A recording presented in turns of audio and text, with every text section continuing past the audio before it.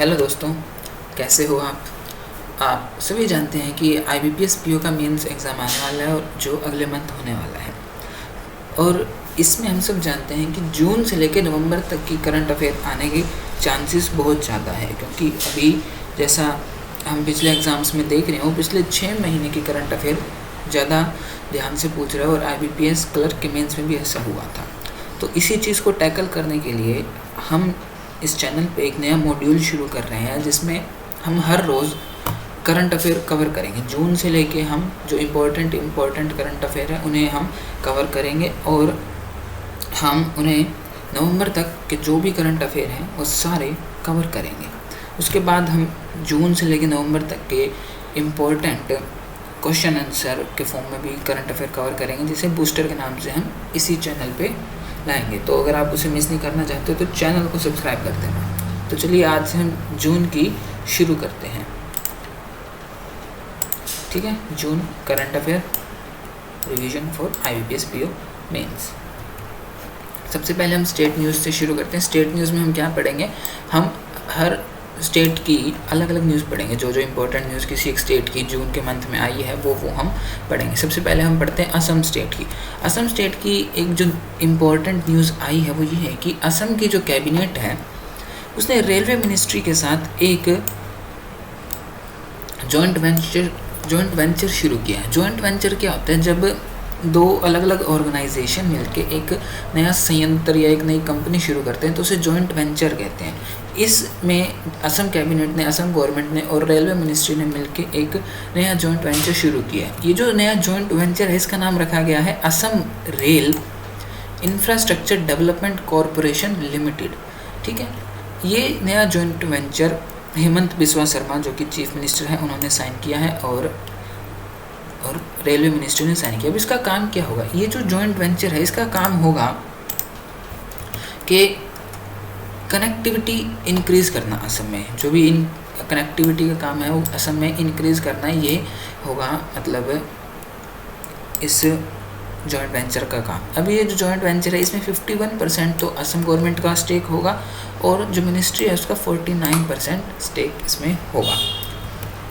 असम ने अभी हाल ही में एक आरोहण प्रोग्राम भी शुरू किया था। ये आरोहण प्रोग्राम क्लास 9 से 12th के बच्चों के लिए है कि जिनकी पढ़ाई अभी कोरोना की वजह से बीच में स्टॉप हो गई है, उसमें दिक्कत आई, तो उनको वापसी स्कूल में लाने के लिए ये प्रोग्राम शुरू किया गया है। तो एग्ज़ाम में सीधा पूछा जा सकता है कि आरोहण कौन से स्टेट का है, तो हमें याद रखना होगा कि वो असम का है। असम के बारे में कुछ एक्स्ट्रा फैक्ट्स हम देख लेते हैं कि असम के गवर्नर का नाम है प्रोफेसर जगदीश मुखी। यहाँ पे नेशनल पार्क है Dibru Saikhowa national park, Manas national park, wild life sanctuary इसमें बोरनाडी वाइल्ड लाइफ सेंचुरी और Chakrashila wild life sanctuary. CM का नाम है हेमंत बिस्वा शर्मा। अब हम सब दिल्ली के पढ़ते हैं। दिल्ली गवर्नमेंट ने UNDP के साथ यूनाइटेड नेशन डेवलपमेंट प्रोग्राम के साथ मिलकर एक ऑक्सीजन प्लांट लगाया है दिल्ली के GB पंत हॉस्पिटल में। दिल्ली का जो GB पंत हॉस्पिटल है, गोविंद वल्लभ पंत हॉस्पिटल, वहाँ पे एक ऑक्सीजन प्लांट लगाया है UNDP के साथ मिलके। और ये जो ऑक्सीजन प्लांट है इतनी ऑक्सीजन जनरेट करेगा कि वो 750 बेड्स को सपोर्ट कर सके। हमें ये 750 बेड वाला ये याद करने की ज़रूरत नहीं है, लेकिन हमें ये ज़रूर याद करना है कि किस स्टेट और UNDP ने मिलके ये प्लांट लगाया और किस हॉस्पिटल में लगाया गया। ये क्वेश्चन बहुत पूछा जा सकता है।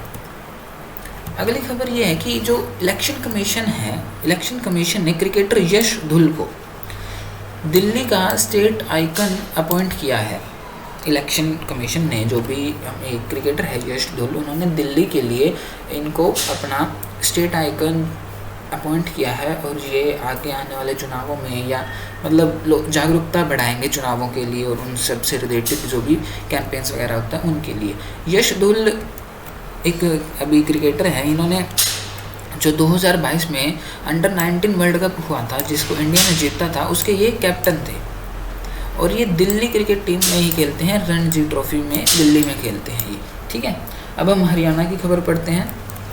हरियाणा के जो CM हैं उन्होंने एक प्रोजेक्ट लॉन्च किया है पानी बचाने के लिए। क्या है ये प्रोजेक्ट, इसके बारे में थोड़ा सा पढ़ते हैं। हरियाणा के जो CM हैं श्री मनोहर लाल खट्टर, उन्होंने एक प्रोजेक्ट लॉन्च किया है जिसका नाम उन्होंने रखा है सुजल। ठीक है। ये जो सुजल है इन्होंने पंचकुला से शुरू किया है और इसकी मदद से क्या करेंगे, ये मॉनिटर करेंगे और कंट्रोल करेंगे वाटर सप्लाई को। यानी इसमें क्या करेंगे, जो भी रिजर्वोयर्स हैं और या यूँ कहीं रिवर्स हैं जो भी स्टेट के अंदर, उनके आसपास मीटर लगा दिए जाएंगे और उस मीटर से वाटर की सप्लाई और जो कंट्रोल है उसे कंट्रोल किया जाएगा। ये चीज़ देखी जाएगी कहीं कोई कुछ चोरी तो नहीं कर रहा, इस तरह की चीज़ें, ताकि पानी को कंजर्व किया जा सके, पानी को बचाया जा सके। और इस प्रोजेक्ट का नाम है सुजल, ये हमें याद रखना होगा। सुजल किस स्टेट का है, हरियाणा स्टेट का। ठीक है, जम्मू कश्मीर के बारे में पढ़ते हैं। जम्मू कश्मीर के जो अभी लेफ्टिनेंट गवर्नर है मनोज सिन्हा जी, उन्होंने एक एक्सीडेंट इंश्योरेंस कवर शुरू किया। इसका नाम है एक्सीडेंटल इंश्योरेंस कवर। इन्होंने जम्मू एंड कश्मीर बैंक के साथ मिलकर किया है, जिसमें ये जो भी गवर्नमेंट एम्प्लॉयज़ होंगे स्टेट के, उन्हें 15 लाख तक का insurance cover, accidental insurance cover और पर्सनल इंश्योरेंस कवर प्रोवाइड करवाएंगे। ठीक है, ये हमें याद रखना है। ये जो फ्री ग्रुप इंश्योरेंस कवर है, ये हर परमानेंट एम्प्लॉई जो है गवर्नमेंट का, उनको ऑफर किया जाएगा। और इसके लिए जो गवर्नमेंट ने जम्मू कश्मीर बैंक के साथ एक memorandum of understanding MOU sign किया है। ठीक है, अब जम्मू कश्मीर बैंक ने एक और फैसिलिटी लॉन्च किया जिसका नाम है फ़ोन पे लोन। ये जो फ़ोन पे लोन है, ये इन्होंने गवर्नमेंट एम्प्लॉयज़ के लिए शुरू किया है, ताकि जो भी एम्प्लॉयज़ हैं लोन एक्सेस करना चाहते हैं, लोन लेना चाहते हैं, वो मोबाइल के थ्रू अप्लाई कर सके। और ये फैसिलिटी उन्होंने शुरू करी है जिसका नाम रखा गया है फ़ोन पे लोन। जम्मू कश्मीर बैंक ने ओरिएंटल इंश्योरेंस कंपनी के साथ भी एक अपना पार्टनरशिप करी है, ताकि जो इंश्योरेंस कवर है वो प्रोवाइड करवाया जा सके। ठीक है, जम्मू कश्मीर बैंक जो है वो जम्मू कश्मीर का स्टेट बैंक है। इसमें गवर्नमेंट ऑफ जम्मू कश्मीर का 68% का स्टेक है और बाकी जो स्टेक है वो रिटेल इन्वेस्टर्स का है। तो इसीलिए ये जम्मू कश्मीर बैंक ने गवर्नमेंट ऑफ जम्मू कश्मीर के साथ ये मेमोरेंडम ऑफ अंडरस्टैंडिंग साइन किया है, पार्टनरशिप करी है।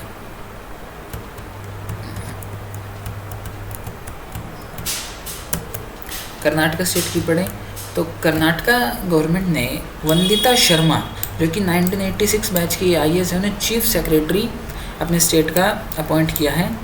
और ये जो P रवि कुमार है उनकी जगह लेंगे। बस हम इससे ज़्यादा इतने डीप में नहीं जाना। वंदिता शर्मा, हमें ये नाम याद रखना, कई बार पूछ लिया जाता है।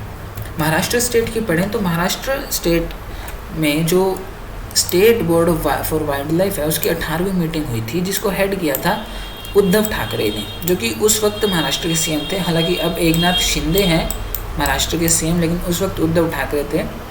और इस मीटिंग में उन्होंने अप्रूव किया था कि 12 नए कंजर्वेशन रिजर्व, जिसका एरिया होगा 692 स्क्वायर किलोमीटर, और 3 वाइल्ड लाइफ सेंचुरीज़ जिसका एरिया होगा 303 बनाई जाएंगी स्टेट में, ताकि जो वाइल्ड लाइफ है उन्हें कंजर्व किया जा सके, उन्हें प्रोटेक्ट किया जा सके। ये हमें याद रखना होगा। कई बार पूछ लेता है एग्जामिनर कि किस स्टेट ने भी नए 12 कंजर्वेशन रिजर्व बनाए हैं या 3 वाइल्ड लाइफ सेंचुरी बनाई है, तो वो महाराष्ट्र ने बनाई है। इसी के साथ महाराष्ट्र में एक और खबर है कि महाराष्ट्र 5 साल के बाद शुगर प्रोड्यूस करने में देश का सबसे पहला राज्य, सबसे ऊंचा राज्य बन गया है। इससे पहले जो यूपी है वो पिछले 5 साल से यूपी टॉप पे रहता था, लेकिन इस साल महाराष्ट्र ने यूपी को पीछे करके सबसे ज़्यादा शुगर प्रोड्यूस करने में आगे आया है। ठीक है, पंजाब की खबर पढ़े तो पंजाब गवर्नमेंट ने अभी एक स्टैंपिंग फैसिलिटी लॉन्च करी है कि जो भी स्टैंप होती है गवर्नमेंट की, वो सब जो भी स्टैंप होती है गवर्नमेंट की या स्टैंप पेपर्स होते हैं वो ऑनलाइन बेचे जाएंगे और ऑफलाइन नहीं बेचे जाएंगे, जिससे स्टेट का रेवेन्यू भी बढ़ेगा और जो चोरी वगैरह होती है, नकली होती है, वो सब भी बंद हो जाएंगी। ये जो फैसिलिटी है उन्होंने NESL national e governance service limited के साथ मिलकर शुरू करी है और कई सारे बैंक्स पे ये अवेलेबल है। चीफ मिनिस्टर हैं पंजाब के भगवंत मान, गवर्नर हैं श्री बनवारी लाल पुरोहित। राजस्थान की खबर पढ़ें तो राजस्थान के जो CM हैं श्री अशोक गहलोत, उन्होंने एक नई स्कीम शुरू करी है जिसका नाम है इंदिरा गांधी शहरी रोजगार योजना। ये जो मनरेगा स्कीम थी, Mahatma Gandhi national rural employment guarantee act, उसकी तर्ज पे बनाई गई है, लेकिन मनरेगा में रूरल एम्प्लॉयमेंट प्रोवाइड की जाती थी और इसमें इंदिरा गांधी शहरी रोजगार योजना में अर्बन शहरी इलाकों में लोगों को एम्प्लॉयमेंट प्रोवाइड करवाई जाएगी।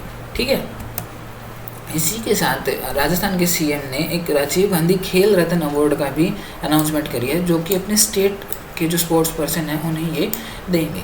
ठीक है, इन्होंने ये जो अनाउंसमेंट थी ये सवाई मानसिंह स्टेडियम में करी थी। ये हमें पढ़ने की ज़रूरत नहीं है, एक्स्ट्रा आ गया है, लेकिन हमें ये याद रखना है कि ये जो राजीव गांधी खेल रत्न अवार्ड है वो कौन से स्टेट का है, वो है राजस्थान स्टेट का।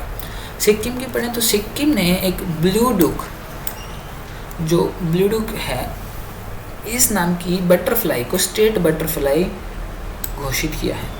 अभी सिक्किम स्टेट ने जून में एक ऑनलाइन सर्वे किया था जिसमें लोगों ने सबसे ज़्यादा ब्लू डुक को चूज़ किया, तो इसलिए सिक्किम स्टेट ने ब्लू डुक को अपना स्टेट बटरफ्लाई डिक्लेयर किया है।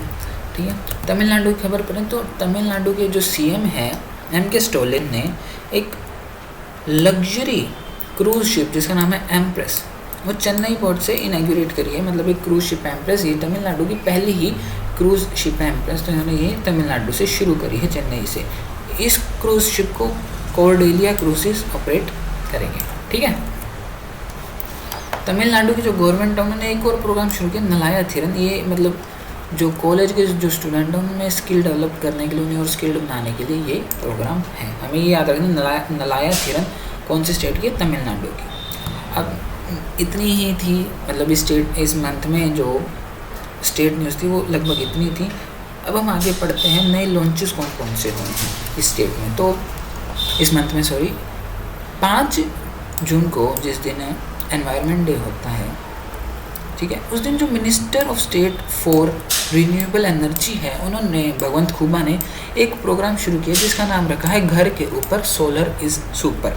ये जो प्रोग्राम है ये national solar energy federation of India के साथ मिलके, मतलब इसने शुरू किया है और इन्होंने इसको लॉन्च किया था। कहाँ पे, बीदर कर्नाटका में। इसमें प्रोग्राम में क्या हुआ कि लोगों को एनकरेज किया जाएगा, मोटिवेट किया जाएगा कि अपने घर पे सोलर पैनल लगाएं ताकि वो सोलर यूज़ करके जो अल्टरनेट सोर्स बना सके एनर्जी की, और एनर्जी कंजप्शन गवर्नमेंट के ऊपर से कम हो। ये इसलिए एक स्कीम शुरू करी गई है। ठीक है, इसी साथ एक और खबर ये भी है, मतलब इससे रिलेटेड थोड़ी, कि जो प्रधानमंत्री किसान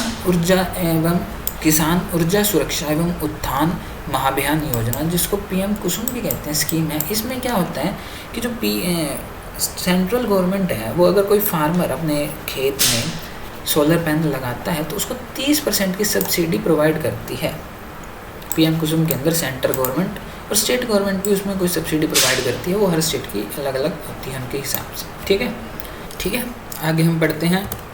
आगे है कि जो हमारे यूनियन एजुकेशन मिनिस्टर हैं धर्मेंद्र प्रधान, उन्होंने एक पॉलीवर्सिटी, ये एक नया एजुकेशनल मेटावर्स लॉन्च किया। इंडिया का सबसे जो बड़ा लार्जेस्ट मेटावर्स है पॉलीवर्सिटी, वो धर्मेंद्र प्रधान ने लॉन्च किया। और इसी के साथ इन्होंने भारत ब्लॉकचेन नेटवर्क भी लॉन्च किया है।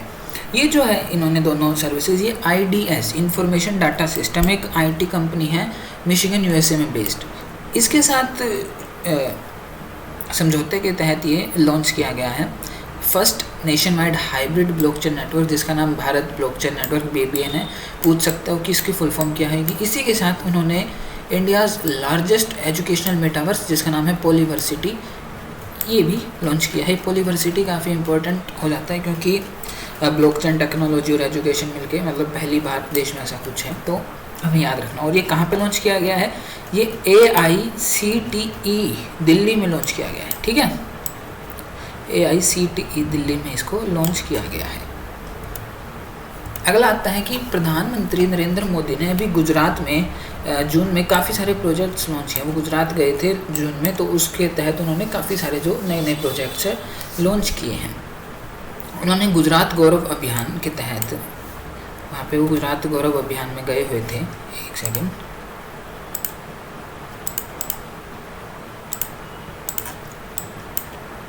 हाँ, वो गुजरात गौरव अभियान में गए हुए थे और वहाँ पे उन्होंने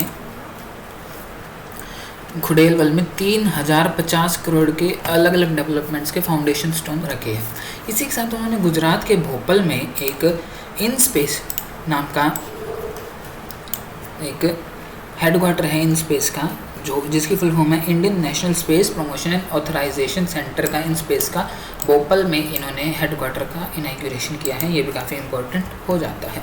इसी के साथ जो अश्विनी वैष्णव है, जो कि रेलवे मिनिस्टर हैं इंडिया के, साथ में इंफॉर्मेशन और टेक्नोलॉजी मिनिस्टर भी यही है, इन्होंने एक पोर्टल लॉन्च किया है किस लिए, ताकि जो कमर्शियल अर्निंग्स और NFR कॉन्ट्रैक्ट्स होते हैं रेलवे के, वो ऑनलाइन किए जा सकें। ताकि जो रेलवे का एक पहले सिस्टम है इंडियन रेलवे ई प्रोक्यूरमेंट सिस्टम, इस सिस्टम के साथ इसको लाइन अप करके इन्होंने ये नई है, ताकि NFR कॉन्ट्रैक्ट्स जो भी और अर्निंग्स के जो भी होंगे रेलवे के, वो ऑनलाइन किए जा सके। ठीक है। अगला आता है कि अश्विनी वैष्णव जी ने ही एक नया प्रोग्राम भी, एक नई पॉलिसी भी लॉन्च की है, जिसका नाम है स्टार्टअप फॉर रेलवेज। ये और इंडियन रेलवे इनोवेशन पोर्टल भी इसी के तहत इन्होंने शुरू किया है। तो क्या है ये स्टार्टअप फॉर रेलवे? इसके तहत जो रेलवे है वो क्या करेगा कि जो भी नए स्टार्टअप्स हैं जो रेलवे के काम आ सकते हैं, रेलवे की सर्विस में काम आ सकते हैं, सेफ्टी में काम आ सकते हैं, रेलवे उनको सपोर्ट करेगा और उनकी सर्विसेज से अपने जो रेलवे की सर्विसेज है उन्हें बेहतर बनाएगा और ज़्यादा सेफ बनाएगा। ठीक है। और इसी के साथ रेलवे की एक और खबर है कि 14 जून को इंडिया की पहली भारत गौरव ट्रेन, जो कि पहली इंडिया की फर्स्ट प्राइवेट ट्रेन है, वो फ्लैग ऑफ की गई। ये मोदी जी ने फ्लैग ऑफ करी थी। इसी कोयम्बटूर नॉर्थ रेलवे स्टेशन से फ्लैग ऑफ किया गया था और ये तमिलनाडु से साईनगर शिरडी के बीच चलेगी। इसी के साथ जो साउदर्न रेलवे है वो 1 जून बन गया इंडियन रेलवे का, जो कि रजिस्टर्ड सर्विस प्रोवाइडर है भारत गौरव स्कीम के अंतर्गत। ठीक है। ये भी पूछा जा सकता है कि पहला रजिस्टर्ड सर्विस प्रोवाइडर कौन है, तो भारत गौरव के तहत तो वो है साउदर्न रेलवे निगम। ठीक है। एक और ये भी है कि PYSC फिनटेक प्राइवेट लिमिटेड, ये एक इन्वेस्टमेंट प्लेटफॉर्म है। इसने क्या किया है, इन्होंने ना एक सोलर पावर प्लांट लगाया है कर्नाटका में, मतलब खरीदा और लॉन्च किया। इसमें क्या होएगा, मानिए जैसे कि जैसे होता है ना कि एक सोलर पावर प्लांट लगा दिया और इसमें ये सारी पब्लिक को इन्वेस्ट करने का ऑप्शन देंगे। मान लीजिए आपको इन्वेस्ट करना है सोलर पावर प्लांट में, लेकिन इतना बड़ा प्लांट तो आप ले नहीं सकते, तो इन्होंने ऐसा प्लांट लगा दिया जिसमें और ये आपको ऑप्शन दे देंगे, ठीक है आप इसमें ले लो। इसमें सबसे कम जो है 5,000 रुपये से भी खरीद सकते हैं और उससे ऊपर वो जितना चाहे खरीद सकते हैं और उस हिसाब से आपको उसमें स्टेक मिल जाएगा और जो प्रॉफिट या जो भी एनवायरमेंटल इम्पैक्ट वो आपके लिए बेनिफिशियल होगा। ठीक है। इसके साथ ही जो अश्विनी वैष्णव, जो कि कम्युनिकेशन मिनिस्टर भी हैं, IT मिनिस्टर भी हैं और रेलवे मिनिस्टर भी है, इन्होंने एक नई स्कीम लॉन्च करी है जिसका नाम है डाक कर्मयोगी। क्या है डाक कर्मयोगी? ये डाक कर्मयोगी क्या है, जो भी गवर्नमेंट एम्प्लॉइज़ हैं, ये एक ई-लर्निंग पोर्टल है डिपार्टमेंट ऑफ पोस्ट का।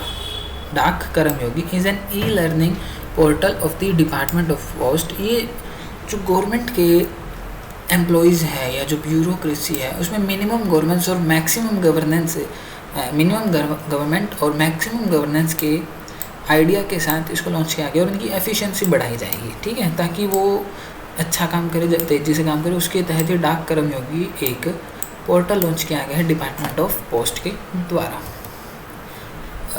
जो controller general of defence account, इसके जो है मिनिस्ट्री ऑफ डिफेंस के जो controller general of defence account है रजनीश कुमार, इन्होंने एक पद्मा नाम का मॉड्यूल लॉन्च किया है। ठीक है। ये जो पद्मा नाम का मॉड्यूल है, इसका फुल फॉर्म क्या है? Payroll automation for disbursement of monthly allowances.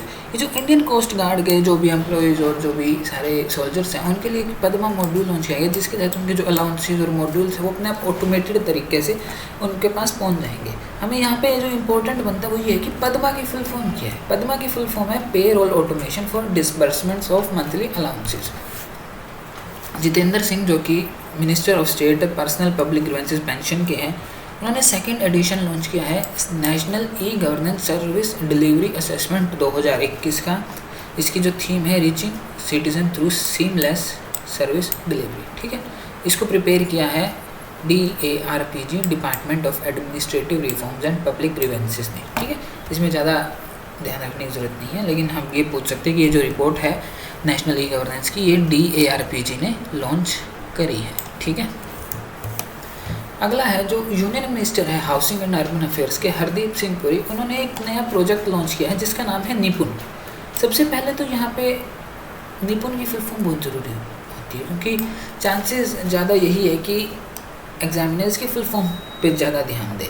इसमें इसकी फुल फॉर्म है national initiative for promoting upskilling of निर्माण वर्कर्स। अब ये क्या स्कीम है? ये जो स्कीम नाम से ही पता चल रही है, जो निर्माण वर्कर्स होते हैं, जैसे जो घर वगैरह बनाने, बिल्डिंग वगैरह बनाने में जो वर्कर्स लगे होते हैं, उनकी एफिशिएंसी बढ़ाने के लिए, उनको ज़्यादा स्किल्ड लेबर बनाने के लिए ये एक स्कीम शुरू करी गई है, जो कि दीनदयाल अंत्योदय योजना नेशनल अर्बन लिवलीहुड मिशन के तहत शुरू की गई है, ठीक है। इसमें क्या करेंगे कि 1 लाख जो कंस्ट्रक्शन वर्कर्स हैं ना, उन्हें ज़्यादा स्किल्स दी जाएंगी, अपस्किलिंग प्रोग्राम्स होंगे उनके लिए, ताकि उन्हें ज़्यादा अच्छी अपॉर्चुनिटीज़ मिले देश में भी और विदेश में भी, ठीक है। NSDC जो है नेशनल स्किल डेवलपमेंट कॉर्पोरेशन, इसकी नोडल एजेंसी है, और ये जो है ये मिनिस्ट्री ऑफ स्किल डेवलपमेंट और एंटरप्रेन्योरशिप के अंतर्गत आती है।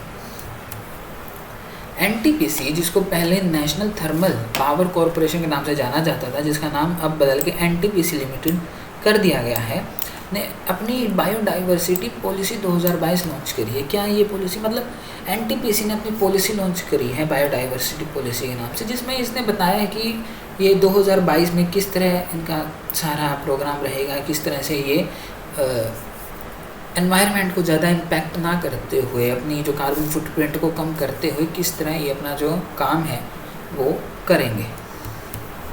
प्रधानमंत्री नरेंद्र मोदी ने जो देश का सबसे बड़ा ड्रोन मेला है, भारत ड्रोन महोत्सव 2022, इसको न्यू दिल्ली के प्रगति मैदान में इनॉग्रेट किया। ये 2 दिन चला था, ठीक है, 27 और 28 को। देश का सबसे बड़ा ड्रोन मेला भारत ड्रोन महोत्सव कहाँ पे हुआ? नई दिल्ली में। नरेंद्र मोदी ने कलोल में नैनो यूरिया लिक्विड प्लांट, जिसको इफ़को ने, Indian farmer fertiliser cooperative limited ने बनाया है, इफ़ कलोल में मोदी जी ने इसको इनॉग्रेट किया है।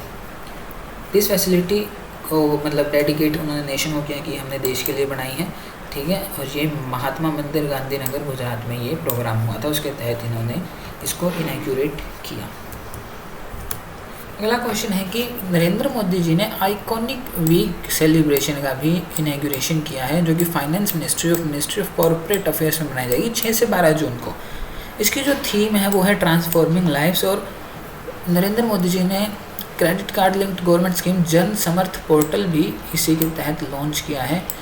इसमें क्या होगा कि जो भी सर्विसेज हैं सिटीज़न को, उस कई सारी मंत्रालयों की वो इसी के तहत दी जाएगी, ठीक है, जन समर्थ पोर्टल के तहत। तो उस मोदी जी ने भी ये जन समर्थ पोर्टल लॉन्च किया है। ये जन समर्थ हमें याद रखना हो, ये थोड़ा सा इम्पोर्टेंट बन जाता है।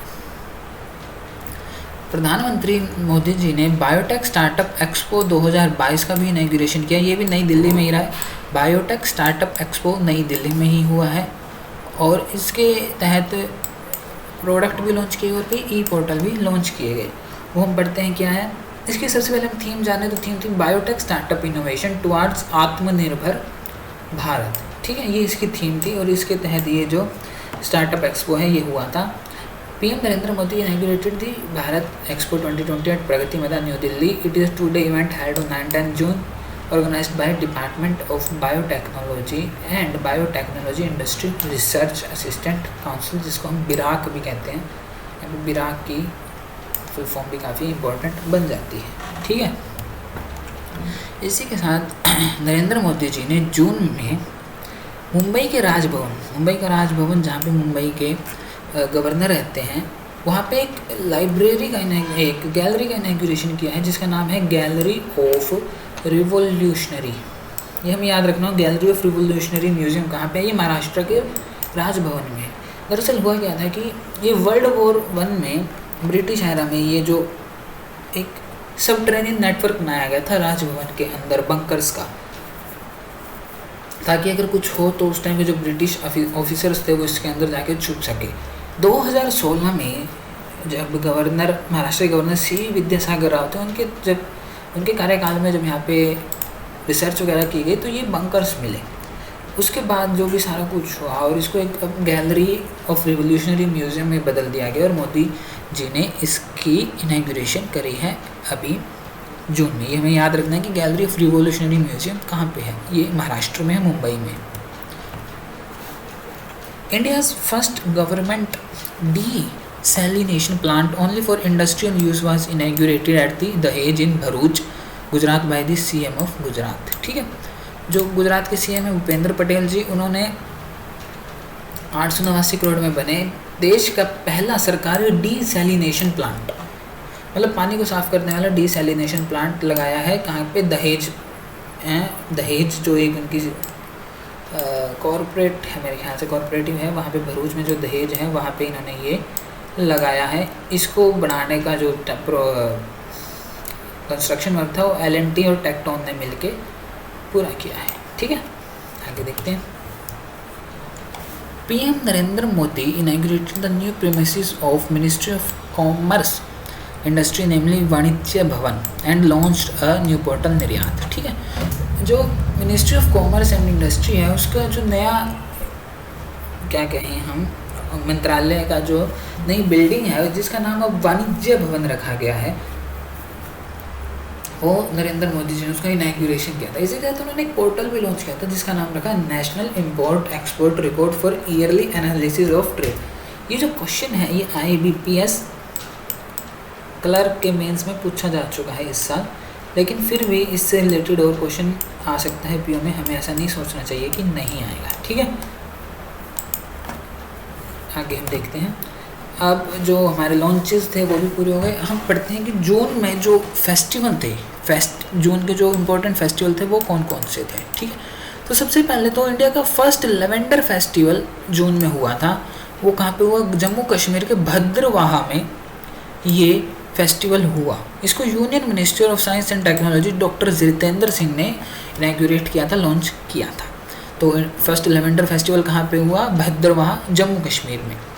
बैखो फेस्टिवल जो कि हर साल होता है, मतलब अच्छी कटाई के लिए और बारिश के लिए एक फेस्टिवल मनाया जाता है। ये कहाँ मनाया जाता है? ये असम में मनाया जाता है। ठीक है, तो बैखो फेस्टिवल कहाँ पे होता है? ये होता है असम में।